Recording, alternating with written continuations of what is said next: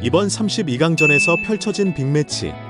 브라질과 일본의 맞대결은 전 세계 축구 팬들에게 깊은 인상을 남긴 경기였습니다. 일본은 세계 축구의 전통 강호인 브라질 대표팀을 상대로 단숨에 2대1 역전승을 거두며 단순한 승리를 넘어 세계 무대에서 자신들의 존재감을 확실히 각인시켰습니다.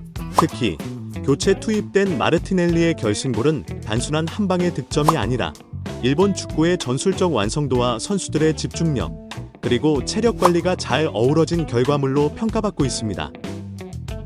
이 결승골을 터뜨린 알로트 선수는 용병 출신으로 일본 축구가 다양한 인재 영입과 활용 측면에서 진일보했음을 보여주는 대표적인 사례라 할 수 있습니다. 이를 통해 일본 축구가 단순한 국내 육성에만 의존하지 않고 해외 출신 선수들을 적극적으로 통합해 시너지를 내고 있음을 알 수 있습니다. 그럼에도 불구하고 이번 경기에서 일본의 승리는 여러모로 달가운 소식만은 아니었습니다. 일본은 2018년과 2022년에 이어 이번 대회에서도 조별리그는 무난히 통과했지만 월드컵 본선 토너먼트에서 첫 승리를 기록하는 데는 또다시 실패했습니다. 이는 일본 축구가 아시아 내에서는 확실한 우위를 점하고 있지만 세계 무대에서는 여전히 세계의 벽이 높다는 현실을 뼈아프게 보여준 대목입니다. 즉, 일본 축구가 세계 정상급 강팀들을 제치고 우승 후보로 거론되기까지는 여전히 갈 길이 멀다는 점을 많은 이들에게 깨닫게 해주었습니다. 반면 이번 대회에서 우리 대표팀은 조별리그 진출조차 실패하며 일본과는 명확한 격차를 드러냈습니다.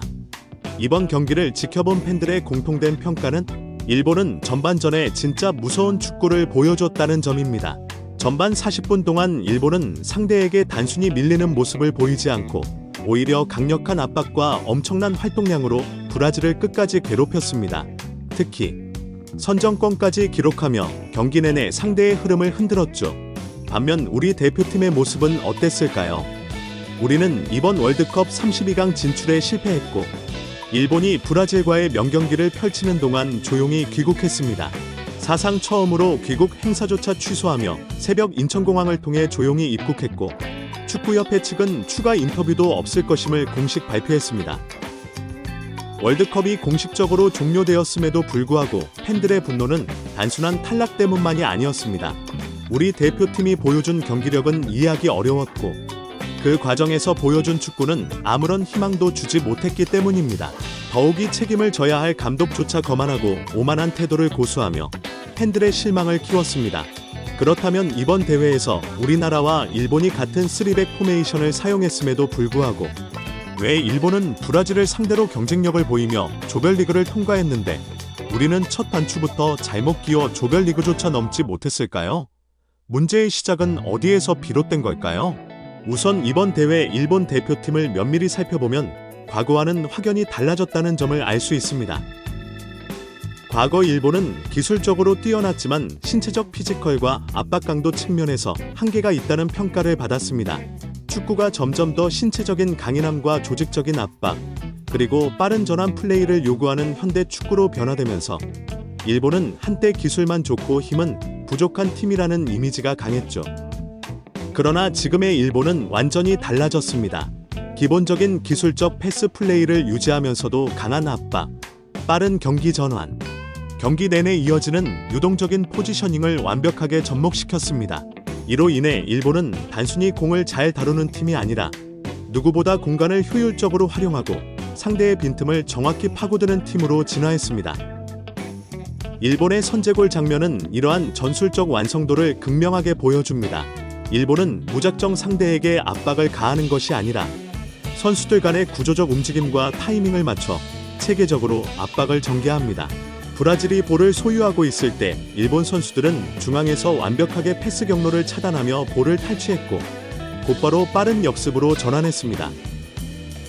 브라질은 볼을 빼앗긴 순간 후방 대응이 제대로 갖춰지지 않은 상태였고 일본의 산노카이슈가 그 빈 공간을 파고들며 침투의 슈팅까지 연결하여 선제골을 터뜨렸습니다. 이 정도 완성도 있는 카운터 플레이를 강팀 브라질 상대로 보여줬다는 것은 일본 축구의 수준이 상당히 높아졌음을 의미합니다. 더 나아가 이번 대회에서 일본의 경기를 90분 내내 보면 일본은 정해진 포메이션에 얽매이지 않고 경기 상황에 따라 다양한 공격과 수비 구조를 만들어냅니다. 기본 포메이션은 3-4-3이지만 실제 경기에서는 이 형태만 고수하지 않습니다. 빌드업부터 살펴보면 일본 골키퍼 스스키 자이온이 직접 빌드업에 참여하며 스토퍼 이토 히로키와 토미야스는 양쪽으로 넓게 벌어져 있습니다. 골키퍼와 중앙 미드필더가 후방에서 포백 형태를 자연스럽게 만들어내죠. 상대가 일본의 3백을 보고 3명의 공격수로 압박을 걸더라도 골키퍼가 빌드업에 참여해 후방에 최소 4명의 선수가 포진하며 수적 우위를 확보합니다. 이런 상황에서 상대는 압박에 쉽게 걸려들지 않고 빈 공간이 생기면 일본 선수들이 즉각 볼을 연결해 공격 기회를 만듭니다. 실제로 티니지전 일본의 첫 득점도 이와 같은 패턴으로 만들어졌습니다. 후방 빌드업 과정에서 골키퍼가 압박을 벗겨내고 5번의 패스만에 상대 페널티 박스 앞까지 전진의 선제골을 결정했죠. 이런 유기적인 움직임과 대담한 빌드업은 일본 축구의 큰 강점입니다. 반면 골키퍼가 높게 올라오기 어려운 상황에서는 일본의 윙백들이 내려와 후방 숫자를 늘려 빌드업에 참여하고 반대로 한쪽 윙백은 높게 올라가 공격의 폭을 넓히며 자연스럽게 4-2-4 구조, 공간을 활용한 포메이션 변화를 만듭니다. 상대가 압박을 심하게 할 때는 중앙 미드필더 중 한 명이 센터백 사이로 내려와 숫자를 늘려주기도 합니다. 이처럼 일본은 경기 내내 선수들이 끊임없이 움직이며 삼각형 구조를 유지해 항상 수적 우위를 만들어내고 다양한 옵션으로 공격 전개가 가능합니다. 특히 네덜란드전에서는 일본이 후반에 3백에서 4백으로 전환하며 4-3-3 포메이션을 가동했습니다. 네덜란드가 전반에 라인을 내리고 수비적인 태세를 취하자 일본은 전술을 유연하게 바꿔 공격진의 에너지를 끌어올리고 양쪽 풀백도 적극적으로 전진시켰습니다. 그 결과 점유율과 슈팅, 기대 득점치 모두 네덜란드보다 높아졌고 결국 동점골도 성공시켰습니다. 강팀을 상대로 경기 중 전술 흐름을 유연하게 바꾸는 능력은 매우 중요한 경쟁력입니다. 반면 우리 대표팀은 어떠했나요? 멕시코, 남아공전에서 후방에 무의미한 숫자를 남겨두는 등 빌드업 과정에서 심각한 문제가 있었습니다. 우리 센터백 3명은 일렬로 너무 넓게 벌어져 앞으로 전진하려 하지 않았으며 미드필더들의 간격도 너무 멀었습니다. 윙백들도 너무 높이 올라가면서 중원 미드필더들이 압박에 걸려 고립되는 경우가 많았습니다. 결국 패스 선택지가 줄어들어 미드필더들이 압박에 시달리고 빌드업의 어려움을 겪자 무의식적으로 롱볼에 의존하는 경향이 강해졌습니다. 빌드업에서부터 공격 전개가 원활하지 않아 우리가 원하는 축구가 전혀 보이지 않았던 것입니다. 더불어 후반에도 상황이 바뀌지 않았습니다. 우리 팀은 공격수를 늘릴 계획도 없이 3백을 고수했고 경기 흐름을 바꿀 수 있는 전술적 변화도 전혀 보여주지 못했습니다. 이 부분이 일본과 우리 대표팀의 가장 큰 차이점이었습니다. 일본은 경기 내내 선수들이 끊임없이 움직이며 중앙 미드필더는 측면으로 빠져 숫자를 채우고 최전방 공격수는 중앙까지 내려와 볼을 받으며 누군가 내려가면 다른 선수가 침투의 공간을 메우는 약속된 플레이가 분명했습니다. 튀니지전에서도 우에다가 오른쪽 중앙까지 내려와 상대를 끌어내고 나카무라가 반대편 측면에서 침투하는 장면이 대표적입니다. 반면 우리 대표팀 선수들은 볼을 받으러 오는 동료에게 주변 선수들이 움직이지 않고 고정된 위치에 머무르는 경우가 많았습니다. 손흥민의 뒷공간 침투 이외에는 명확한 공격 패턴이 거의 없었죠. 우리 세 경기를 통틀어 보면 약속된 플레이로 득점을 올린 경우를 찾아보기 어려웠습니다. 결국 홍명보 감독의 축구는 자리만 지키는 정적인 축구였던 반면 일본은 같은 3백을 사용했지만 끊임없이 움직이며 공간을 만들고 약속된 플레이로 전술을 완성하는 동적인 축구를 선보였습니다. 특히 일본 공격의 위협적인 점은 윙백들의 역할에서 크게 드러납니다.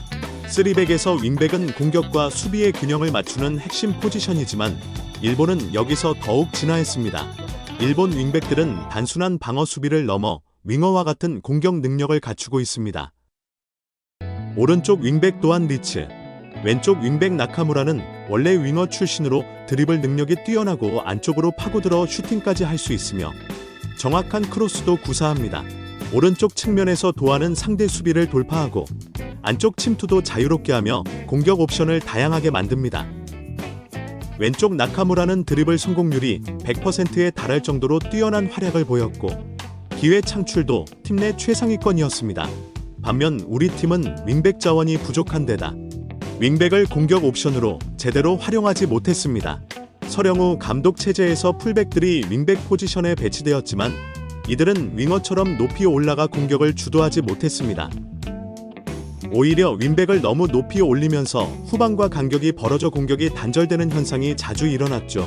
결과적으로 측면에서 공격 전개가 끊겨 볼이 윙백에게 잘 연결되지 않고 공격적인 변화도 없었습니다.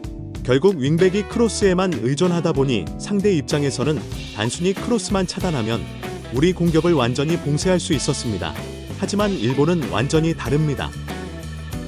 윙백들이 공격 옵션 그 자체로 기능하며 3톱과 측면의 윙백, 미드필더들이 순간적으로 박스 안으로 침투해 한 번에 6명가량의 선수가 공격에 가담합니다. 이렇게 되면 상대가 파이백을 갖추더라도 일본은 공격에서 항상 숫자 우위를 확보할 수 있습니다. 일본 공격은 중앙, 하프 스페이스, 측면이 유기적으로 연결되며 다양한 공격 루트를 갖추고 있죠. 무엇보다 중요한 것은 일본 축구의 이런 시스템과 철학은 하루아침에 만들어진 것이 아니란 점입니다. 오랜 기간 같은 축구 철학 아래 선수들이 같은 포지션에서 반복적으로 역할을 수행하며 완성된 시스템입니다. 카마다, 도안 리츠 등 선수들은 미드필더에서 윙어, 윙백 등 다양한 위치를 소화하면서도 자기 역할을 120% 수행합니다. 이런 유연성과 전술 이해도는 선발 라인업이 바뀌더라도 일본 축구가 일정한 경기력을 유지하는 이유입니다. 핵심 공격진인 미토마, 미나미노, 쿠보와 중원의 엔도 등 주요 선수들이 빠졌음에도 일본은 흔들림 없이 일정한 수준의 경기력을 보여주고 있죠. 이는 일본이 특정 스타 선수에 의존하지 않고 시스템 자체가 경기를 만들어내는 팀으로 진화했음을 뜻합니다. 또한 일본이 강한 이유는 공격뿐 아니라 수비에서도 탁월한 조직력과 효율성을 갖췄기 때문입니다. 일본이 가장 크게 발전한 부분은 전방 압박 능력입니다. 예전에는 기술적인 측면은 뛰어났지만 신체적인 면에서 밀리고 몸싸움에서 약하다는 평가가 많았습니다. 그러나 현재 일본은 볼을 잃는 순간 가장 가까운 선수가 즉시 강한 압박을 가해 상대의 공격 전환을 차단하려고 합니다. 만약 압박에서 실패하더라도 전원이 빠르게 자기 진영으로 복귀해 견고한 수비 조직을 다시 만듭니다. 즉 공격에서 수비로의 전환 속도가 매우 빠르고 효율적이라는 것입니다. 일본은 후방 빌드업을 시작하는 상대를 전방에서부터 과감하게 압박합니다. 공격수들은 상대 공격수와 1대1로 맞서고 수비 라인을 끌어올려 상대를 계속 압박하며 공을 빼앗으려는 적극적인 태도를 보입니다. 하지만 일본은 무작정 몸을 던지는 압박이 아니라 상대를 측면으로 유도하는 전략적 압박을 구사합니다. 상대가 중앙으로 들어오면 공격수와 미드필더들이 신속하게 달려들어 볼을 끊어내고 상대는 중원으로 볼을 돌리지 못해 무의미한 점유만 반복하게 만듭니다. 물론 일본은 피지컬적으로도 강해졌습니다. 일본 센터백 이토 히로키와 이타쿠라코는 모두 유럽 빅리그에서 활약 중인 188cm 이상의 장신 선수로서 공중볼 경합에서 안정적인 모습을 보입니다. 실제로 스웨덴과의 경기에서는 두 선수가 공중볼 경합 성공률 100%를 기록했고 토미야스도 티니지전에서 공중볼 경합 성공률 100%라는 놀라운 기록을 세웠습니다. 롱볼로 전술을 짜는 상대가 한 방에 일본 후방을 공략하려 해도 일본은 전혀 밀리지 않고 안정적으로 대응합니다. 뿐만 아니라 일본의 공격 전환도 빠릅니다. 상대가 수비 라인을 높게 올렸을 때 일본은 공격수들의 스피드를 활용해 상대 수비 뒷공간으로 긴 패스를 보내 빠르게 역습을 전개합니다. 후방에서부터의 안정적인 빌드업과 빠른 공격 전환이 가능하다는 점은 일본이 세계적인 강팀과 대등하게 싸울 수 있는 중요한 무기입니다. 이번 일본 브라질전은 이러한 일본 축구의 성장과 진화를 여실히 보여준 경기였으며 우리에게는 앞으로 나아가야 할 방향과 문제점을 다시 한번 되새기게 만든 경기였습니다.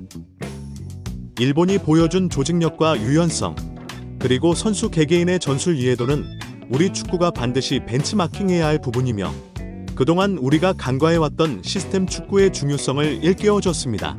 앞으로 우리 축구가 세계 무대에서 경쟁력을 갖추려면 단순히 개별 선수의 능력에만 의존하지 않고 조직적인 팀 플레이와 유기적인 움직임, 그리고 전술적 유연성을 갖춘 팀으로 거듭나야 할 것입니다. 이를 위해서는 감독과 선수, 그리고 축구협회 차원의 장기적인 철학과 체계적인 준비가 반드시 필요합니다. 이번 대회에서 드러난 문제점들을 냉철하게 분석하고 개선한다면 우리 축구 역시 머지않아 더 높은 무대에서 당당히 경쟁할 수 있을 것입니다. 강팀을 상대할 때 일본 축구가 어떻게 대응하는지에 대해서도 자세히 살펴보겠습니다. 일본 대표팀은 강력한 상대와 마주해도 결코 무리하지 않는 전략을 고수합니다. 이번 경기에서도 후방에 많은 수의 선수를 배치하는 모습을 명확히 볼 수 있었습니다. 전술적으로 보면 5대2, 4-1 같은 수비적인 포메이션을 빠르게 갖추며 파이백 시스템을 바탕으로 안정적인 수비 조직을 완성합니다. 중요한 점은 일본이 무리하게 전방 압박을 시도하지 않는다는 것입니다. 이는 위험 부담을 줄이고 상대의 강력한 전방 압박에 효과적으로 대응하기 위한 의도된 전략입니다. 특히 브라질, 잉글랜드, 네덜란드와 같은 세계적인 강팀과 대결할 때도 일본이 구사하는 패턴은 매우 유사합니다. 라인을 무작정 내리는 대신 선수들 간의 간격을 최소화하여 상대가 공간을 활용하지 못하도록 합니다. 이 간격 조절은 상대 공격진이 빈 공간을 찾아 효율적으로 공격 기회를 만들지 못하게 하는 결정적인 역할을 하죠. 또한 강팀을 상대할 때 파이백의 강점을 극대화하여 중앙 공간을 철저히 봉쇄합니다. 이렇게 중앙을 꽉 틀어막으면 상대는 자연스럽게 측면으로만 공격할 수밖에 없게 됩니다. 이때 상대는 윙어들의 개인 돌파에 의존하거나 무리하게 크로스를 올리거나 롱볼을 시도하는 경향이 강해지는데 이는 일본의 수비 전략에 의해 유도된 결과입니다. 이런 상황에서 안토니오 콘테 감독, 알로티은 일본의 약점을 날카롭게 파고들었습니다. 일본 수비 라인과 공격진 간의 수적 우위 경쟁에서 피지컬과 제공권에서 열세를 보인다는 점에 착안해 경기 내내 크로스와 롱볼을 끊임없이 시도하며 공중볼 싸움을 유도했습니다. 즉, 상대가 일본의 체력적 약점을 활용하기 위해 공격 방향을 공중볼 싸움으로 전환한 것이죠. 또한 일본이 브라질처럼 측면에서 1대1 싸움에 자신 있는 윙어들과 풀백들을 상대할 때는 분명한 클래스 차이가 드러났습니다. 아무리 전술이 훌륭해도 결국 선수 개인의 능력 차이를 극복하기는 어려웠던 것이 사실입니다. 오늘 경기를 보면 알로티 감독이 경기 운영 면에서 한 수 위였다는 점이 확실히 드러났습니다. 그럼에도 불구하고 저는 이번 월드컵에서 일본 대표팀이 보여준 경기력, 특히 브라질을 상대로 90분 내내 보여준 퍼포먼스는 충분히 박수를 받을 만하다고 생각합니다. 아시아 팀이 세계 최강 브라질을 상대로 이 정도 수준의 경기력을 보여줬다는 사실 자체가 이제는 단순한 우연이나 행운으로 보기 어려워졌기 때문입니다. 일본이 강팀을 상대로 쉽게 무너지지 않는 이유가 바로 여기에 있습니다. 실제로 일본은 2019년 11월 이후 단 한 경기도 3실점 이상을 허용한 적이 없다는 점이 이를 뒷받침합니다. 반대로 우리나라 축구 대표팀은 조별 리그에서 어떤 모습을 보였나요? 상대가 강하게 전방 압박을 걸어올 때 우리는 어떻게 대응해야 할지, 누가 내려와서 볼을 받아야 할지, 어떤 빈 공간을 활용해야 할지에 대한 명확한 약속이나 조직적인 대응이 전혀 없었습니다. 게다가 상대에 따라 공격 패턴이나 공략법도 체계적으로 정해져 있지 않았죠. 압박 역시 정해진 패턴 없이 선수 개개인이 임의로 뛰어들다 보니 전체적인 간격이 벌어지고 타이밍도 계속 늦었습니다. 결국 상대팀이 우리 압박을 쉽게 풀고 효과적으로 공격을 전개할 수 있는 상황을 만들어준 셈입니다. 이번 대회를 통해 일본과 우리 대표팀의 전반적인 수준 차이가 압도적으로 벌어졌다는 사실이 명확해졌습니다. 그렇다면 이번 대회에서 일본 대표팀이 강했던 이유를 단순히 전설적인 선수들 때문이라고만 설명할 수 있을까요? 저는 그 중심에 모리아스 감독이 있다고 봅니다. 모리아스 감독은 U18, U20, U23, 그리고 성인 대표팀 코치까지 다양한 대표팀 단계에서 오랜 시간 경험을 쌓아왔습니다. 그만큼 일본 축구 시스템을 가장 깊이 이해하고 있으며 2018년부터 지금까지 무려 8년간 대표팀을 이끌면서 선수 개인의 장점과 특성을 누구보다 잘 파악하고 있죠. 더 뛰어난 점은 상황에 맞는 축구를 유연하게 구사할 수 있다는 점입니다. 예를 들어 독일, 스페인, 잉글랜드, 브라질 같은 세계 최고의 강팀과 맞붙을 때는 수비 조직을 견고하게 구축하고 필요할 때 효율적인 역습으로 승점을 노립니다. 반대로 티니지처럼 자신들이 우위에 있는 팀과는 전방부터 강한 압박을 걸어 경기를 완전히 지배합니다. 일본은 자기 강점과 약점을 명확히 파악하는 동시에 상대의 특징도 치밀하게 분석해 가장 효율적인 전술을 선택합니다. 그리고 그 안에서 선수들이 오랜 기간 함께 호흡을 맞춘 결과 클럽팀처럼 일정한 경기력을 유지하고 언제나 높은 수준의 경기를 펼칠 수 있습니다. 이 부분에서 우리와 매우 큰 차이를 보입니다. 우리 대표팀은 조별리그 3경기 동안 거의 같은 방식으로 경기를 치렀습니다. 준비한 플랜을 3경기 내내 무리하게 고집했죠. 얼마나 자만했고 얼마나 오만했는지를 이번 대회가 여실히 보여주고 있습니다. 이강인의 개인 능력, 손흥민의 침투, 그리고 조커로 투입되는 오영균이나 조교성 등 상대가 누구든 공격 패턴과 선수들의 플레이 스타일은 매 경기 똑같았습니다. 로테이션도 마찬가지였습니다. 반면 일본은 주전과 백업 선수의 격차를 최대한 줄여 놓았습니다. 이번 월드컵에서 3경기 연속 선발 공격수로 나온 선수는 우에다 1명뿐이었고 미드필더 라인업도 계속 달라졌으며 센터백 역시 경험이 적은 루키들을 포함해 매 경기 선발이 바뀌었지만 경기력은 꾸준했습니다. 그 덕분에 90분 내내 강도 높은 압박을 유지하고 지속적으로 위협적인 찬스를 만들어낼 수 있었던 것이죠. 이것이 일본 축구의 무서운 점입니다. 미토마, 엔도, 미나미노, 쿠보 등 핵심 선수들이 모두 함께 있었다면 일본 팀이 얼마나 더 무서웠을지 상상해 보십시오. 반면 우리 대표팀은 단 한 경기만의 손흥민, 이재성 두 선수 모두 빠지면서 남아공전에서는 공격이 완전히 무너졌습니다. 이 사실 하나만으로도 우리 대표팀의 선수층과 전술적 깊이에서 큰 차이가 있음을 알 수 있습니다. 사실 지금 일본 대표팀은 역대 최고의 황금 세대로 불릴 정도입니다. 유럽에서 뛰는 일본 선수만 해도 무려 120명에 이릅니다. 이 선수들이 갑자기 하늘에서 떨어진 것이 아닙니다. 일본은 오랜 기간 동안 선수 육성 시스템을 체계적으로 구축해왔고 국가 차원에서도 축구 발전과 해외 진출을 적극 지원하고 있습니다.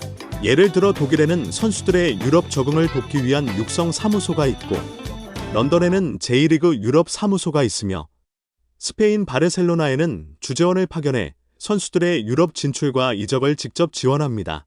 즉, 국가 전체가 일본 선수들의 유럽 진출을 하나의 프로젝트로 체계적으로 관리하고 있는 셈입니다. 특히 2017년부터 일본 기업 DMM이 벨기에 신트트라위던 구단을 인수하면서 많은 일본 유망주들이 이 클럽을 거쳐가고 있습니다. 토미야스, 카마다, 엔도, 시스키자이 등 현재 일본 주전 선수 대다수가 신트트라위던을 거친 선수들입니다. 여기에 일본의 축구 철학인 재팬스 웨이라는 독특한 시스템도 큰 역할을 합니다. 아이들이 무려 4, 5살 때부터 같은 축구 철학을 배우며 성장하고 세부 커리큘럼도 철저히 짜여 있습니다. 유럽식 시스템을 도입해 기본기, 판단력, 움직임 모두 같은 철학을 공유하며 훈련합니다. 독일 감독도 일본 선수들에 대해 패스 하나하나에 메시지가 담겨 있다, 의미 없는 플레이가 없다고 극찬할 정도입니다. 더욱 안타까운 점은 환경에서도 우리와 일본은 큰 차이가 난다는 사실입니다. 일본은 월드컵 우승국들을 분석한 결과 아이들이 어릴 때부터 좋은 환경에서 축구를 해야 한다고 판단해 초등학교 1300여 곳에 천연잔디 운동장을 조성했습니다. 환경이 실력을 만든다는 철학을 수십 년간 꾸준히 실천해왔죠. 반면 우리나라는 지금 학교 운동장에서 축구를 마음껏 하기조차 어려운 상황입니다. 아이들이 다칠까봐, 소외감을 느낄까봐 운동장 사용을 제한하는 현실은 매우 안타깝고 개선이 시급합니다. 이번 월드컵을 통해 우리는 모두 명확히 깨달아야 합니다. 적어도 앞으로 몇 년간은 일본을 따라잡기 어렵다는 사실을 말입니다. 그리고 다시 한번 강조하지만 이번 대회에서 우리 대표팀의 경기력은 정말 눈을 아프게 했습니다. 하루 종일 경기를 편집하는 과정에서 눈이 너무 아파라식이나 라섹 수술을 고민할 정도였습니다. 그런데 수술 비용도 문제고 어디가 믿을 만한지도 고민이 많죠. 다행히 모두닥 같은 플랫폼이 등장해 라섹 최저가를 한눈에 비교하고 신뢰할 수 있는 후기와 병원 정보도 제공해주고 있습니다. 이런 시스템 덕분에 눈 수술을 고민하는 사람들이 한결 수월하게 의료 서비스를 이용할 수 있다는 점도 우리 사회 발전의 한 단면이라 할 수 있겠습니다. 결국 일본과 우리 축구의 가장 큰 차이는 꾸준함입니다. 일본은 화려한 이름이나 단기적인 성과에 집착하지 않고 자국 선수들의 강점을 정확히 파악한 뒤 명확한 롤모델을 세우고 꾸준히 미래를 계획하며 발전해 왔습니다. 반면 우리 축구는 지난 10년, 20년 동안 과연 얼마나 발전해 왔는지 지금이야말로 진지하게 되돌아봐야 할 시점입니다. 오늘 이야기가 도움이 되셨다면 구독과 좋아요도 꼭 부탁드립니다. 저는 다음번에 더욱 재밌고 유익한 이야기로 다시 찾아뵙겠습니다. 긴 글 읽어주셔서 감사합니다. 안녕히 계세요.